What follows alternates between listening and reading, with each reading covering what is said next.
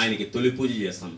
ఆ విధంగానే ఇక్కడ కాణిపాకం సన్నిధిలో విఘ్నేశ్వర పిరమిడ్ మహాశక్తి క్షేత్రంలో ఈ కార్యక్రమం ప్రారంభమవుతుంది. కాబట్టి ఎటువంటి విఘ్నాలు లేకుండా అత్యద్భుతంగా జరిగి పత్రిజీ ఆశయ సాధనకు మనమందరం నడుము బిగించడం చాలా సంతోషం. పత్రిజీ ఆశయం ధ్యాన జగత్, శాకాహార జగత్, పిరమిడ్ జగత్.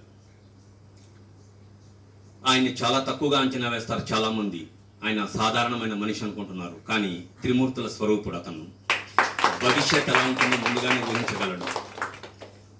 మనం ఏదైనా అనుకుంటే అవన్నీ జరుగుతుందో జరగదో ముందుగానే ఆయనకు తెలుసు. కాబట్టి ఆయన ఎవరిని నిరుత్సాహపరచుడు. మీ నోటి నుంచి ఏదొస్తే దాన్ని చేయమని చెప్తూనే ఉంటాడు. కానీ ఏది మంచిది ఏది చెడ్డది అనే విచక్షణ జ్ఞానం మనకు ఉండాలి. కాబట్టి పత్రిజీ దగ్గర పోయి సార్ నేను పిరమిడ్ కడతానంటే కట్ట అంటాడు, నేను ఇంకోటి చేస్తానంటే చేయి అంటాడు. ఎవరిని నిరుత్సాహపరచడు. ప్రతి ఒక్కరిని. ఆయనకున్న ఇంకొక అత్యద్భుతమైన గుణం ఏమంటే no complaints, no judgement, no comparison. ఇది నిజంగానే ఎక్కడా ఊహించాం. ప్రతి ఒక్కరూ ఒకరిపైన ఒకరు కంప్లైంట్ చేసుకోవడం, ఒకరిపైన ఒకరిని గురించి జడ్జిమెంట్ చేయడం, ఇవన్నీ చేస్తూ ఉంటారు. ఆయనకు తెలుసు ఎక్కడ ఏం జరుగుతున్నా ప్రతి ఒక్కటి ఆయనకు తెలుసు. ఇక్కడ పొరపాటు జరుగుతున్నాయంటే తెలుసు.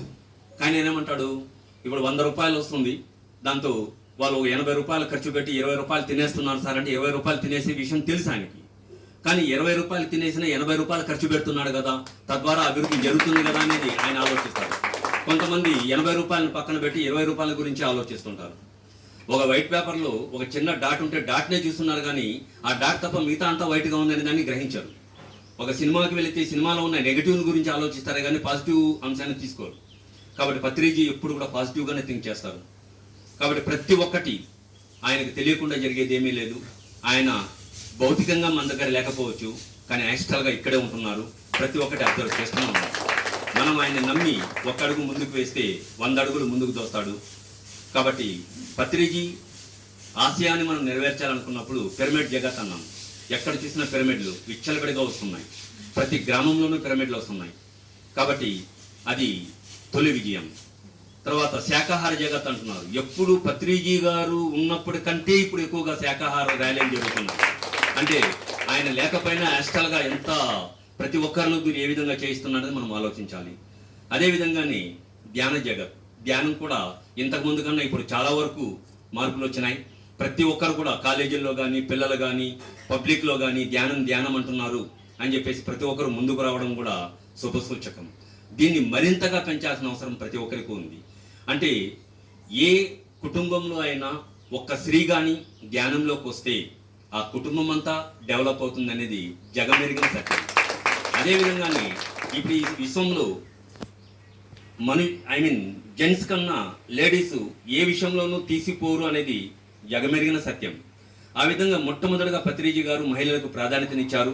వాళ్ళ ద్వారా ఎన్నో కార్యక్రమాలు అత్యద్భుతంగా జరుగుతుందని ముందుగానే గ్రహించారు. కాబట్టి వాళ్ళ సహాయ సహకారాలతోని ఎంతో ఉన్నత స్థితికి ఇప్పుడు ఈరోజు చేరుతుందని దాంతో ఎటువంటి సందేహం లేదు. ఎప్పుడైతే మహిళలు ముందుకు వస్తున్నారో వాళ్ళ పతులు కూడా తప్పనిసరిగా వాళ్ళకు సహకరిస్తున్నారు. ఎందుకంటే ఒక మంచి కార్యక్రమం చేసేటప్పుడు ఆ కుటుంబం మొత్తం కూడా సహకరిస్తుంది.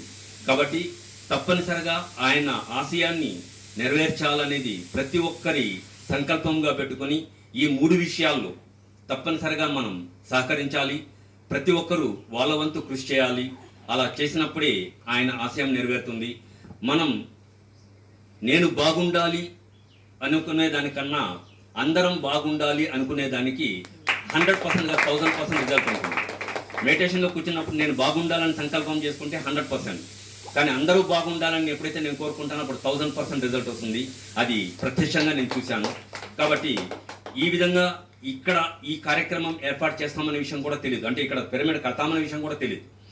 సార్ పిరమిడ్ నాకు ఒక ఆశ్రమం కావాలన్నప్పుడు, సార్ చిత్తూరులో అయితే నేను కట్టగలను సార్, ఇక్కడైతే నాకు కష్టం అవుతుంది, నేను ఉండే టౌన్లో కాబట్టి ఒక ఫోన్ కాల్తో నేను ఏ పనైనా చేయగలను, ఇక్కడ నాకు తెలియని ప్రదేశం కాబట్టి నేను ఏమీ చేయలేను, అక్కడ మాది ఒక హౌస్ సైట్ ఉంది అక్కడ కడతానంటే లేదు నాకు ఖచ్చితంగా కాణిపాకం దగ్గరే కావాలన్నారు. కాబట్టి ఆయన ముందు జాగ్రత్త కావడానుకున్న ఈయన పిచ్చోళ్ళలాగా మాట్లాడుతున్నాడు, నేను చిత్తూరులో ఉంటే కాణిపాకం అంటున్నాడు, చిత్తూరులో అయితే టౌన్ కాబట్టి ఎక్కువ మంది వస్తారు కదా నేను అనుకున్నా. కానీ పిచ్చోడు ఆయన కాదు, నేను. ఎందుకంటే కాణిపాకం అనేది ప్రపంచ ప్రఖ్యాతిగాంచిన స్థలం. ఇక్కడికి కేవలం ఒక్క టౌన్ వాళ్ళు కాదు, ఒక సిటీ వాళ్ళు కాదు, వివిధ పట్టణాల నుంచి, వివిధ జిల్లాల నుంచి, వివిధ రాష్ట్రాల నుంచి, వివిధ దేశాల నుంచి వస్తున్నారు. ప్రపంచంలోనే ప్రత్యేకమైన స్థానాన్ని సంపాదించుకున్నది కాణిపాక క్షేత్రం. ఇక్కడికి వివిధ దేశాల నుంచి, వివిధ పట్టణాల నుంచి, వివిధ రాష్ట్రాల నుంచి వచ్చినప్పుడు అక్కడికి వచ్చిన వాళ్ళు ఇక్కడికి వచ్చి ఒక రాష్ట్రం నుంచి కానీ, ఒక దేశం నుంచి కానీ ఒక 100 మంది వస్తే 100 మందిలో 10 మంది మారితే ఆ 10 మంది వల్ల ఆ రాష్ట్రం, ఆ దేశమే మారుతుందనేది మన పత్రిజీ సంకల్పం. అది ఆలస్యంగా కానీ మనకు అర్థం కాలేదు. ఆయన ముందు చూపుతూనే అన్ని ఆలోచించి ప్రతి ఒక్కటి చేస్తారు. కాబట్టి ప్రతి ఒక్కరు కూడా తమ వంతు కృషిగా ఈ మూడింటిని విజయం సాధించడానికి మీ సత్యమనులు ఉంటే మీ సత్యమనులకు సహకరించండి. మీ వంతు కృషి కూడా మీరు ప్రోత్సహిస్తే తప్పనిసరిగా అభివృద్ధి చెందుతుంది. కాబట్టి ఆయన సంకల్పం ఎప్పుడైతే నెరవేరుతుందో అప్పుడు మన అనుకున్న పనులన్నీ కూడా ఆటోమేటిక్గా అదే జరిగిపోతాయి. నేను ప్రకృతిని చాలా ఆరాధిస్తాను, ప్రకృతిని ప్రేమిస్తాను, ప్రకృతిని ఇష్టపడతాను. కాబట్టి ఎంతమంది ఎన్ని చెప్పినా కూడా నేను ఈ చెట్లకు నీళ్ళు, పని మనుషులు ఉన్నా కూడా నా వంతు నేను చేస్తూనే ఉంటాను. ఒకసారి విపరీతమైన మోకాలు నొప్పులు ఉన్నాయి, పని చేసామే రాలేదు, నీళ్లు పోసాయన రాలేదు, ఇద్దరు లేరు అనుకుంటా ఉంటే ఎలా చెట్లకు నీళ్లు పోయాలా, ఇన్ని చెట్లు ఉన్నాయి, సరే ఇంటి లోపల ఉన్న చెట్లకు నీళ్లు పోసి మళ్ళీ ఆ తర్వాత బయట చెట్లకు నీళ్లు పోద్దాంలే అని అనుకున్నా. ఉదయం లేచిన వెంటనే ఇంటి కాంపౌండ్ లోపల ఉన్న చెట్లకంతా నీళ్లు పెట్టి గేట్ ఓపెన్ చేశాను. మా ఇంటి గేట్ ఓపెన్ చేసి మెయిన్ గేట్ ఓపెన్ చేయాలి. కీస్ నా దగ్గరే ఉన్నాయి, ఎవ్వరు లేరు ఇక్కడ మా రిలేషన్స్ ఎవరో ముగ్గురు రెస్ట్ తీసుకుంటున్నారు, అప్పుడు హెల్త్ బాగాలేదనేసి. సరే నేను మా ఇంటి గేట్ ఓపెన్ చేసి బయట వచ్చే లోపల అన్ని చెట్లకు నీళ్లు పట్టున్నారు. ఎవరు పట్టలేదు, నాకు తెలిసి, నాకు అర్థం కాలేదు. ఎవరు పట్టలేదు కదా, ఎవరు నీళ్లు పట్టారని ఎంత ఆలోచించినా అర్థం కాలేదు. ఇమీడియట్గా సీసీ కెమెరాస్ అన్ని ఓపెన్ చేశాను, ఎక్కడ కనబడలేదు. మళ్ళీ ఆ తర్వాత పరిమళ, ఇప్పుడు వంట చేసే అమ్మాయి, ఆ అమ్మాయి తేడా మాస్టర్, ఆ అమ్మాయి ఇంటి నుంచి వచ్చిన తర్వాత ఆ అమ్మాయికి చెప్పాం, లోడు చూస్తే ఇప్పుడే ఫ్రెష్గా పట్టున్నారు సార్ అనేది. ఇక్కడ మెర్కోబా పిరమిడ్ దగ్గర పోయి ఆ అమ్మాయి మెడిటేషన్తో కూర్చుంటే ఒక ముసలావిడ తలపాగా పట్టుకుని చెట్లకంతా నీళ్లు పడుతున్నారంట. అప్పుడు ఆమె అడిగింది, ఎవరు మీరు, నేను ఇంతవరకు మిమ్మల్ని చూడలేదు, ఇదే కొత్తగా ఉన్నారు, ఇప్పుడే చూస్తున్నానంటే మమ్మల్ని చూసే శక్తి నీకు ఉందా అన్నారని. నా శరీరానికి లేకపోవచ్చు కానీ నా ఆత్మకు ఉంది అన్నప్పుడు వెంటనే పార్వతీ పరమేశ్వరులు ప్రత్యక్షమై ఇక్కడ మొత్తం చెట్లకు నీళ్లు పట్టి అక్కడ కూర్చుని ధ్యానంలో కూర్చున్నారు. చూసారా, నేను శివుని చాలా ఆరాధిస్తాను, శివుడు అంటే చాలా ఇష్టం నాకు. ఆ విధంగా నా కష్టాన్ని నేను అడక్కపోయినా ఆయనే ఊహించుకుని, ఆయనే తెలుసుకుని చేసినాడంటే ఇంకంతకన్నా ప్రత్యక్ష నిదర్శనం ఏం కావాలి. కాబట్టి మనం ఎప్పుడు కూడా ఇతరుల గురించి, ప్రకృతిని గురించి మనం ఎప్పుడైతే ఆలోచిస్తామో మన కష్ట నష్టాలు సుఖాలు అన్నీ కూడా వాళ్ళు చూసుకుంటారు. ఇందులో ఎటువంటి ఆశ్చర్యపోవాల్సిన అవసరం లేదు. కాబట్టి తప్పనిసరిగా ఈ మూడింటిని